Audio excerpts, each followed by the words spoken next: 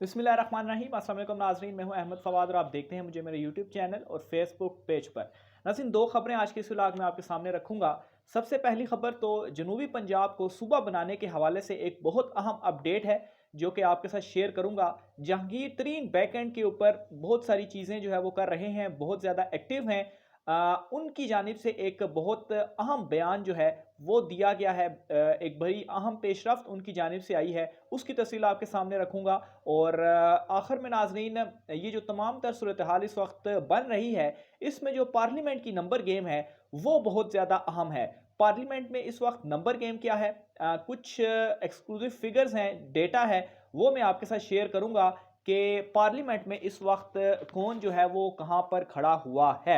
सबसे पहले आगाज़ यहीं से करता हूं ताकि आगे चलकर जो मज़ीद चीज़ें क्योंकि इसके साथ लिंक्ड हैं तो वो आपको आसानी से समझ आ सकें।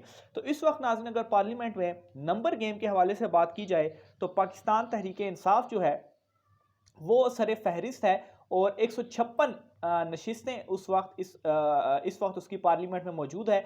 दूसरे नंबर पर नवाज लीग है जिसकी 84 नशिस्तें हैं, जबकि तीसरे नंबर पर पीपल्स पार्टी है जिसकी 56 नशिस्तें पार्लियामेंट में इस वक्त मौजूद हैं। अगर हुकूमत और अपोजिशन इन दोनों की नंबर गेम के ऊपर गौर किया जाए, यानी कि हुकूमत और उसके इत्तेहादी, अपोजिशन और उसके इत्तेहादी, तो इस वक्त पाकिस्तान तहरीक इंसाफ के साथ बहुत सारी जमातें इत्तेहाद में हैं, जिनमें BAP, MQM, काफ लीग, GDA, शेख रशीद की अवामी लीग, कुछ आज़ाद अरकान जो है वो शामिल हैं। इनमें पाकिस्तान तहरीक इंसाफ के तो 156 हो गए और दूसरे नंबर पर MQM है जिसकी 7 नशिस्तें हैं और वो पहली बड़ी इत्तेहादी जमात है। फिर उसके बाद दूसरे नंबर पर काफ लीग 5 नशिस्तों के साथ है, BAP की भी 5 नशिस्तें हैं, GDA 3, शेख रशीद की 1, जबकि 3 नशिस्तें जो है वो मज़ीद जो कुछ आज़ाद अरकान हैं उनकी जो है वो बनती हैं। तो यूँ नाज़रीन, ये जो नंबर गेम इस वक्त हुकूमत के पास है टोटल वो 180 है।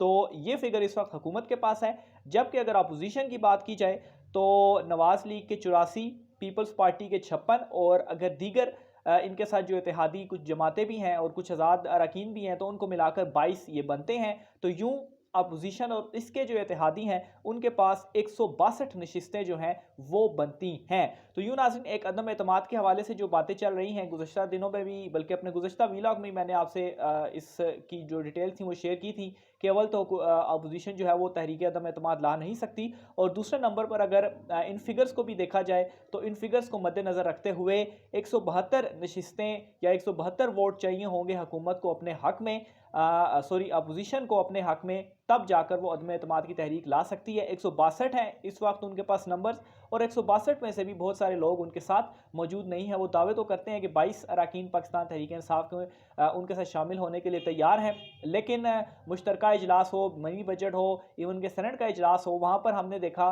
कि कोई भी अपोजिशन के साथ नहीं, बल्कि अपोजिशन की जो अपनी नंबर गेम मौजूद भी थी वो भी कम हुई है। तो यूँ हुकूमत को जो है वो एक बर्तरी तो यहाँ से हासिल है, ओवरऑल भी उनको बर्तरी हासिल है, लेकिन यहाँ से भी उनको एक बड़ी वाज़ेह बर्तरी जो है वो हासिल है। और लास्ट भी जो वोट भी हासिल किए थे इमरान खान साहब की जानिब से, जो कॉन्फिडेंस वाला वोट था, उसमें भी 178 वोट इमरान खान साहब ने हासिल किए थे, 172 उन्हें भी रिक्वायर्ड थे। तो यूँ नाज़रीन, ऐवान में बड़ी वाज़ेह तौर पर बर्तरी जो है वो हुक्मरान जमात को हासिल है। अब मैं आता हूँ नाज़रीन जहांगीर तरीन का जो ऐलान है, और जहांगीर तरीन के ऐलान के बाद जनूबी पंजाब सूबा है उसको बनाने के हवाले से क्या इस वक्त मामला जो हैं वो चल रहे हैं। एक तो जहांगीर तरीन बैकएंड के ऊपर बहुत ज़्यादा एक्टिव हैं, मुलाकातें वो कर रहे हैं। जनूबी पंजाब में भी वो गए हैं, वहाँ पर भी उन्होंने मुलाकातें की हैं। सिंध में भी वो गए हैं, वहाँ पर भी जो है वो कुछ मुलाकातें की हैं। इसके अलावा नाज़रीन, उन्हें बड़ी अहम जिम्मेदारियाँ भी सौंपी गई हैं। वो नाअहल हैं जिसकी वजह से पार्टी में कोई ओहदा उनके पास नहीं है, लेकिन इनडायरेक्ट वो जो है वो पॉलिटिक्स में एक्टिव हैं और मुलाकातें और कारकुनों को जो एक्टिव है वो जहांगीर तरीन साहब इस वक्त कर रहे हैं। उनकी जानिब से एक बात जो की गई है और बहुत अहम ये चीज़ है, ख़ास तौर पर करंट सिनेरियो के हवाले से देखा जाए, तो उनका ये कहना है कि 20 साल से जनूबी पंजाब सूबा बनवाने की कोशिश कर रहा हूँ, जब तक जनूबी पंजाब सूबा नहीं बनेगा वसाइल हमारे हाथ नहीं आएंगे।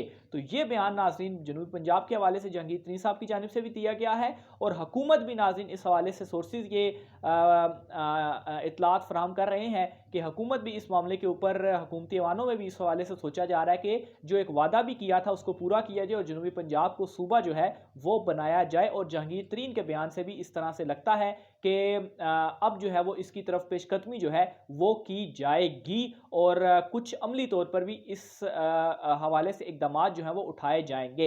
इसके अलावा जहांगीर तरीन साहब की जानिब से ये भी कहा गया है कि पूरी मनी ट्रेल उनकी जानिब से दी गई अपनी नाअहली के ऊपर। उन्होंने कहा पूरी मनी ट्रेल उनकी जानिब से दी गई लेकिन ताहयात नाअहल कर दिया गया। ताहयात नाअहली के खिलाफ जो दरख्वास्त थी उससे मेरा कोई ताल्लुक नहीं, लेकिन ताहयात नाअहली का जो नाअहली है वो ताहयात जो है वो नहीं होनी चाहिए। यानी कि वंस अगेन वो अपनी नाअहली को लेकर बार बार ये कह रहे हैं कि ताहयात नहीं होनी चाहिए। कोई चोर है, कोई डाकू है, कोई भी है, उसको भी सज़ा होती है, तो एक मरतबा सज़ा होगी, वो सज़ा ख़त्म होगी और उसके बाद वो अपनी नॉर्मल जो लाइफ है या इलेक्शन में जो है वो हिस्सा ले सकता है। लेकिन उन्हें अगर कोई गलती है भी या जो भी है उन्हें नाअहल किया गया तो एक मरतबा ठीक है, वो अपनी सज़ा पूरी करने के बाद एक लिमिट होनी चाहिए थी जिसके बाद वो इलेक्शन में दोबारा हिस्सा ले सकें। अलबत्ता जो दरख्वास्त ताहयात नाअहली से रिलेटेड दायर की गई थी बार की जानिब से उससे उनका कोई ताल्लुक नहीं है, लेकिन वो साथ ही भी कहते हैं कि ताहयात नाअहली जो है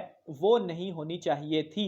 फिर मजीद वो ये भी कहते हैं कि मेरा जो कसूर था वो क्या था, मैंने जो टैक्स के अदाशुदा पैसे थे उनसे जो है वो मैंने अपना घर ख़रीदा।